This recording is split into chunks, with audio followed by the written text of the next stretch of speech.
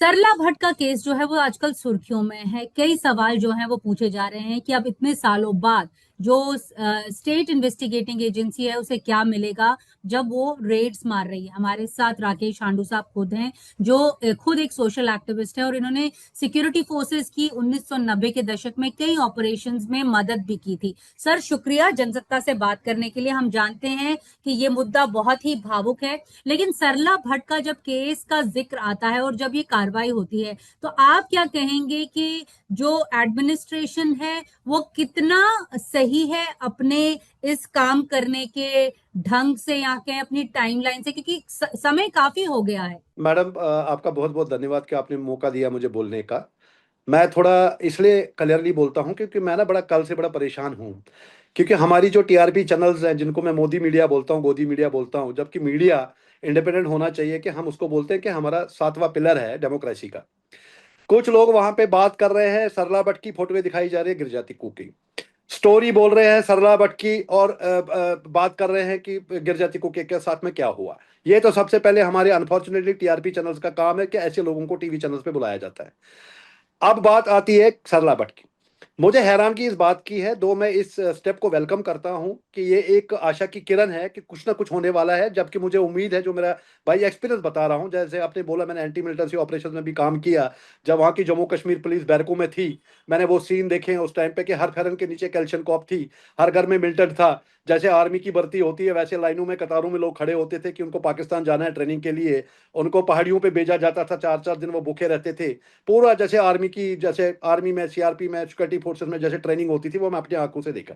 जब वहां पे सब कुछ फेल हो गया था तो मैं वॉलंटियर होकर वहां पे चला गया सिक्योरिटी फोर्सेस की, क्योंकि language, climatic challenges, lens by lens, कहाँ से जाना है, क्या करना है।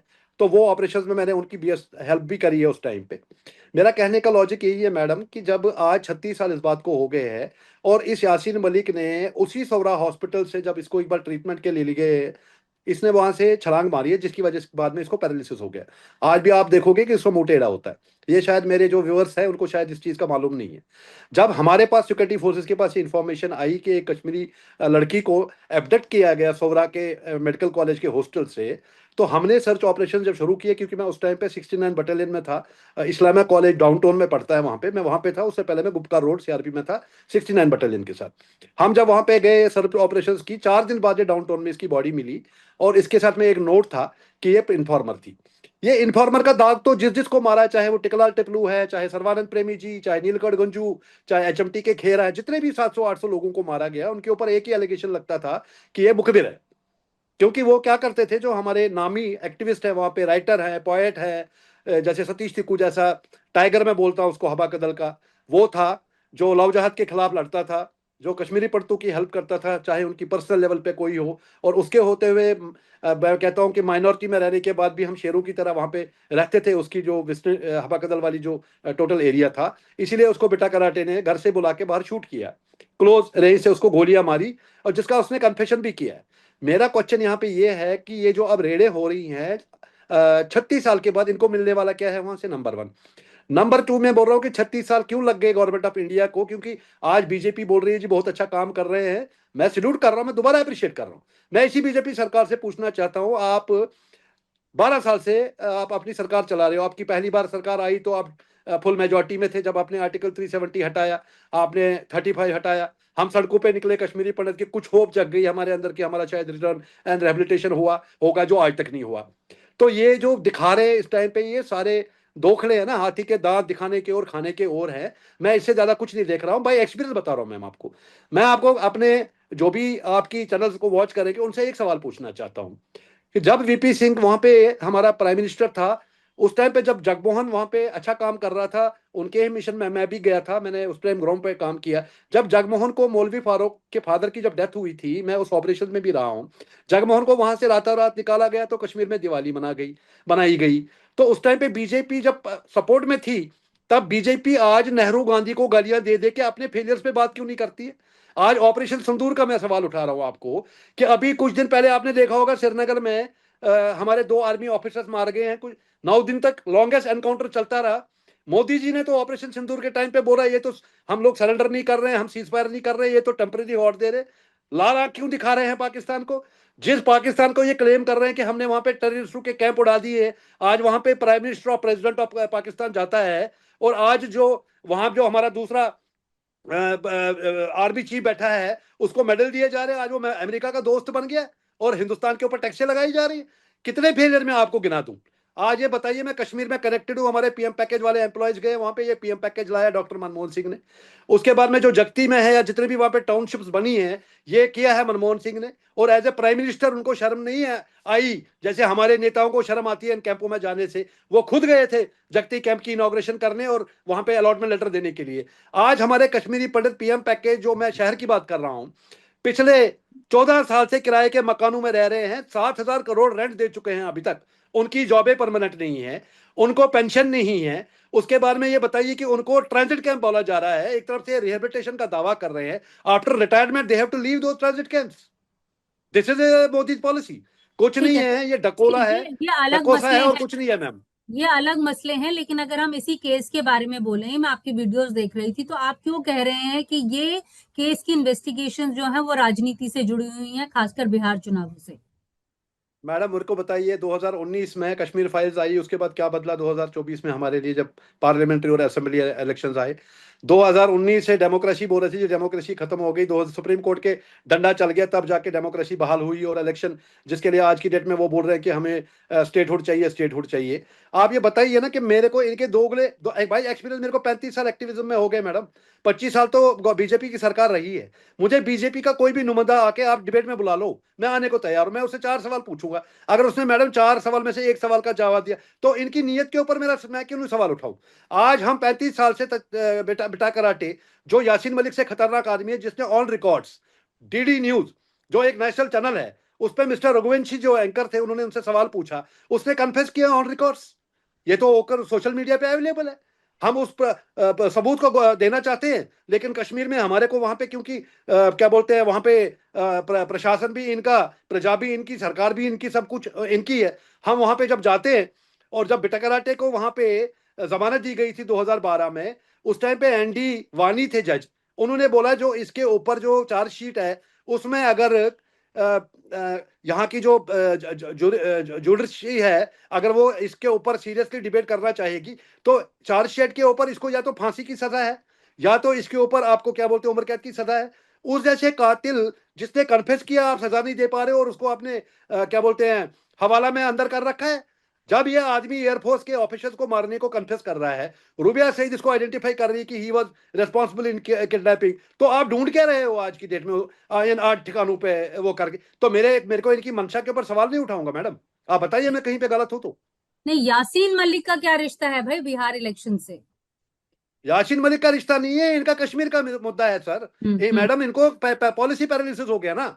इनको हम्म। कश्मीरी पंडित और कश्मीर तभी याद आता है जब इलेक्शन है।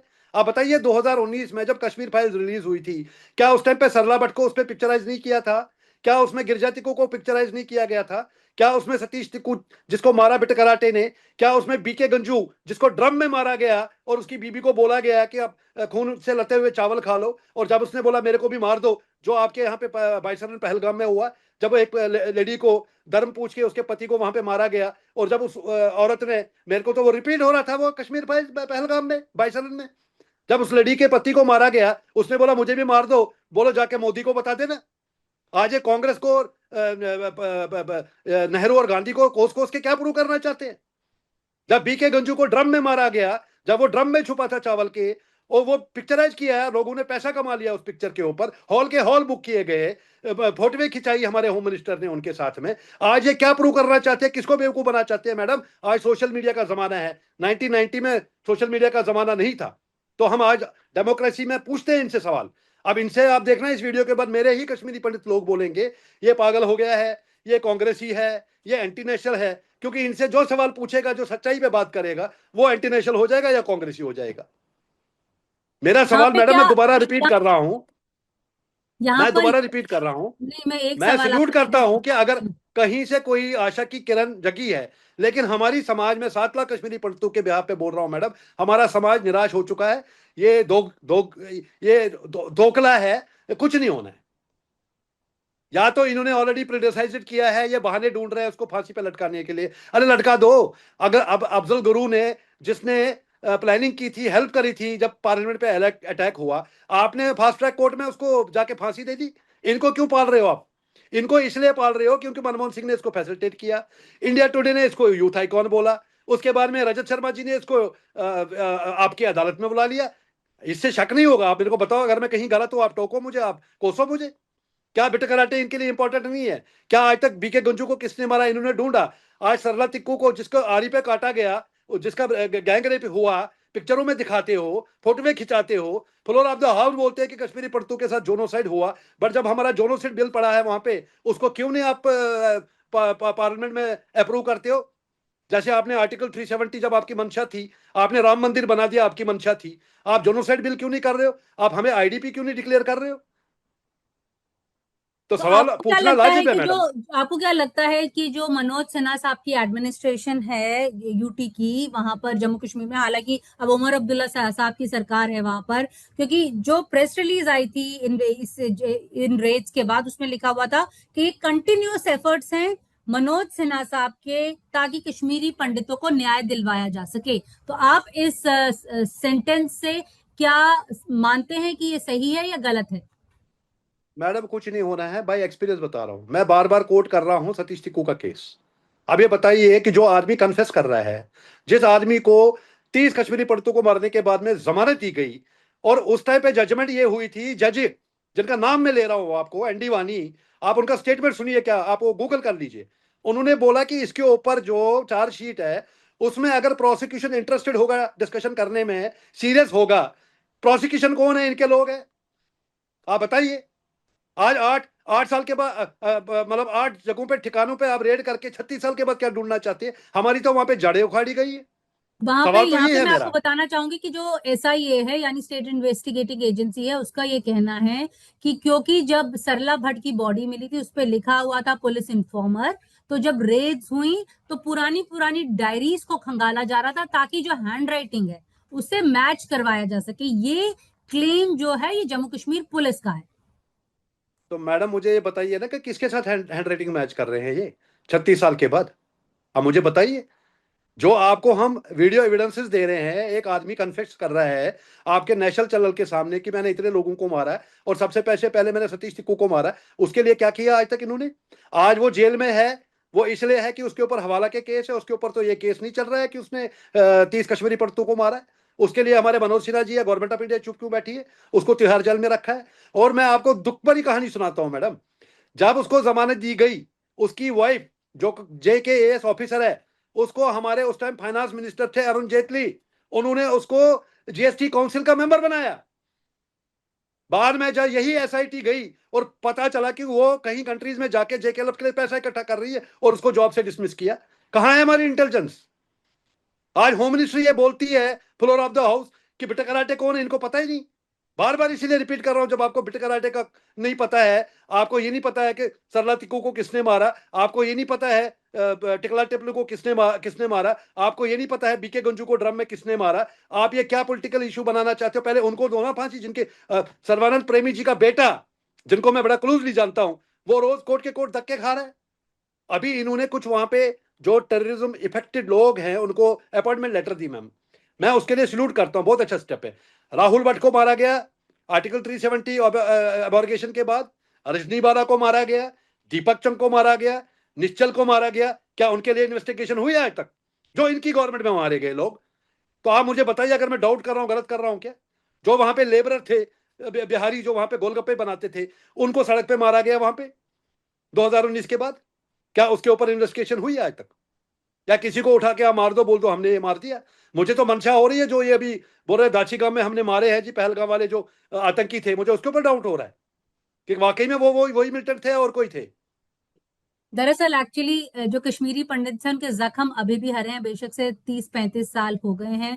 और जब हम हांडू साहब से बात कर रहे हैं तो उसका साफ हमें एक एग्जाम्पल जो है वो देखने को भी मिल रहा है। हम उम्मीद करते हैं कि इन लोगों की जो दर्दनाक आवाजें हैं वो केंद्र सरकार भी सुने और जम्मू कश्मीर का जो एडमिनिस्ट्रेशन है वो भी सुने, क्योंकि इन्हें न्याय चाहिए। चाहे देर बहुत हो चुकी है लेकिन ये अभी भी न्याय के लिए इंतजार कर रहे हैं। सर शुक्रिया हमसे बात करने के बहुत लिए। बहुत थैंक यू सर। बहुत बहुत थैंक यू। धन्यवाद, बहुत बहुत धन्यवाद आपका।